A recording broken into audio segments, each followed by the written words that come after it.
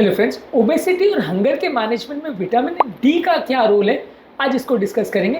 काफ़ी लोग जब ओबेसिटी मैनेजमेंट की बात करते हैं तो विटामिन डी के रोल को ध्यान नहीं देते। ज़्यादातर काफ़ी स्टडीज़ ने शो किया है कि बॉडी में अगर विटामिन डी की डेफिशिएंसी हो तो ये आपके मोटापे को अफेक्ट कर सकता है, आपकी भूख को अफेक्ट कर सकता है, कई तरह की बीमारियाँ ये लेके आ सकता है।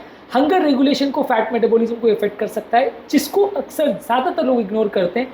आज हम उस एस्पेक्ट पर बात करेंगे ताकि आपको समझ में आ जाए कि विटामिन डी भी ज़रूरी है यदि आप हंगर मैनेजमेंट करना चाहते हैं तो, और ये क्यों ज़रूरी है। टॉपिक पर जाने से पहले जो लोग हमारे चैनल पर नए हैं उन्हें रिक्वेस्ट करूँगा कि चैनल को सब्सक्राइब करें, वीडियोस को लाइक करें, शेयर करें, फॉलो करें, कमेंट करें। तो देखिए टॉपिक इंपॉर्टेंट है, इसे एंड तक देखिएगा। चलिए शुरू करते हैं।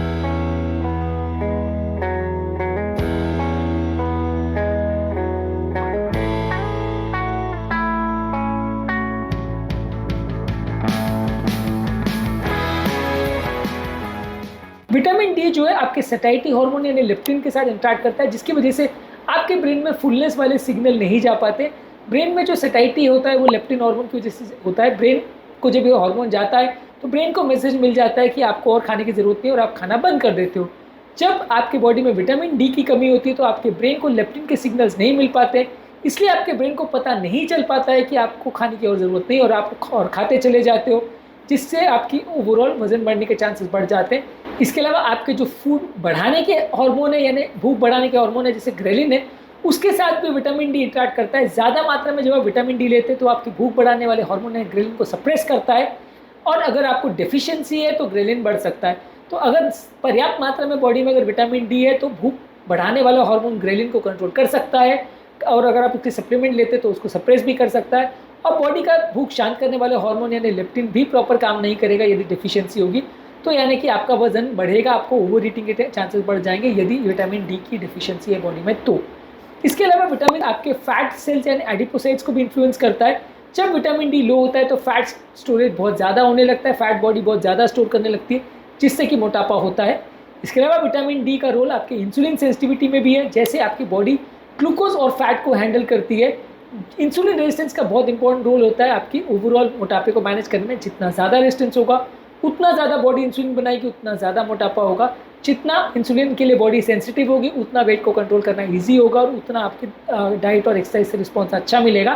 तो इंसुलिन सेंसिटिविटी आपके बॉडी के ग्लूकोज और फैट को अफेक्ट करता है, और विटामिन डी भी इसको इन्फ्लुएंस करता है। ओबेसिटी में क्रॉनिक लो ग्रेड इन्फ्लेमेशन होता है और विटामिन डी इस इन्फ्लेमेशन को कम करने में मदद करता है। ये लो ग्रेड इन्फ्लेमेशन की वजह से मोटापे वाले लोगों में बहुत सारी बीमारियाँ आती है। ये बीमारियाँ और इन्फ्लेमेशन को कम करने में मदद करता है। अगर आपका ओवरऑल इन्फ्लेमेशन कम होगा तो आपके हंगर और सैटिस्फैक्टरी हार्मोन यानी लेप्टिन और ग्रेलिन बराबर काम कर पाएंगे और आपकी भूख की प्रोसेस बेटर मैनेज हो पाएगी। कुछ स्टडीज़ ने शो किया है कि कुछ मोटे लोगों में विटामिन डी की कमी देखी जाती है।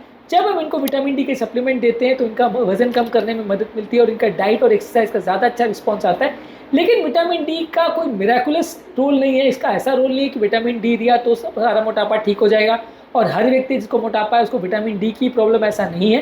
ये बाकी चीज़ों के साथ यूज़ कर सकते हैं, यानी बाकी आप हंगर को मैनेजमेंट कर रहे हो, डाइट को मैनेजमेंट कर रहे हो, फास्टिंग कर रहे हो, ये सारी चीज़ों के साथ यदि आप विटामिन डी सप्लीमेंटेशन भी थोड़ा बहुत लेते हैं तो कुछ हद तक आपको फ़ायदा हो सकता है, क्योंकि विटामिन डी की कमी से मोटापा बढ़ सकता है। विटामिन डी सप्लीमेंटेशन से कुछ एक्स्ट्रा फ़ायदा आपको मिल सकता है। हमेशा कोशिश करनी चाहिए कि आपका विटामिन डी लेवल यानी 2 हाइड्रोक्सी D3 का जो लेवल है वो 300 से 50 नैनोग्राम पर ml हो, यानी नॉर्मल हो। आपको दिन भर में डोजेज जो है 1000 से 2000 इंटरनेशनल यूनिट्स पर डे लेना चाहिए। इनिशियली अगर डेफिशिएंसी हो तो 60,000 यूनिट पर वीक लीजिए 1 महीने तक, और उसके बाद हर महीने उसका एक डोज ले लेंगे तो आपके पूरे महीने की रिक्वायरमेंट को एक सैशे से ही पूरा हो जाएगा। यदि आप फैट कंटेनिंग मील जैसे अंडा, नट्स और घी के साथ इसको लेंगे तो ज़्यादा फायदा होगा, और यदि आप विटामिन डी और K2 का कॉम्बिनेशन लेंगे तो ये कैल्शियम के मेटाबॉलिज्म के लिए एक बेटर कॉम्बो है, ज़्यादा आपको फायदा करेगा। तो बेसिकली आज के टॉपिक का समरी ये है कि विटामिन डी आपके हंगर हार्मोन यानी लेप्टिन, ग्रेलिन को अफेक्ट करता है, आपके फैट स्टोरेज और इंसुलिन सेंसिटिविटी को अफेक्ट करता है, बॉडी के इन्फ्लेमेशन को अफेक्ट करता है, जो कि वेट गेन में इंपॉर्टेंट रोल प्ले करता है। हालांकि विटामिन डी के सप्लीमेंटेशन से अपने आप में वेट कम नहीं हो जाएगा, लेकिन हाँ इसकी डिफिशियंसी से कुछ फ़र्क ज़रूर पड़ेगा, इसलिए इस बारे में फोकस करना और इसको इग्नोर ना करना ज़रूरी है। विटामिन डी की पर्याप्त स्टोरेज बॉडी में होनी चाहिए ताकि आपकी बॉडी में मोटापा को कंट्रोल करने वाले हार्मोन्स पर इफेक्ट ना पड़े।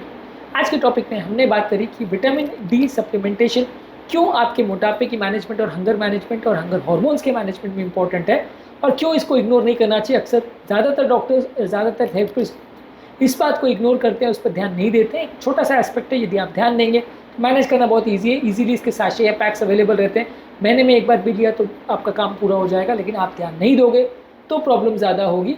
उम्मीद करूँगा कि आज के टॉपिक में कुछ नई बातें जानने को मिली होगी। जो लोग हमारे चैनल पर नए हैं उन्हें रिक्वेस्ट करूँगा कि चैनल को सब्सक्राइब करें, वीडियोज़ को लाइक करें, शेयर करें, फॉलो करें, कमेंट करें, पूरा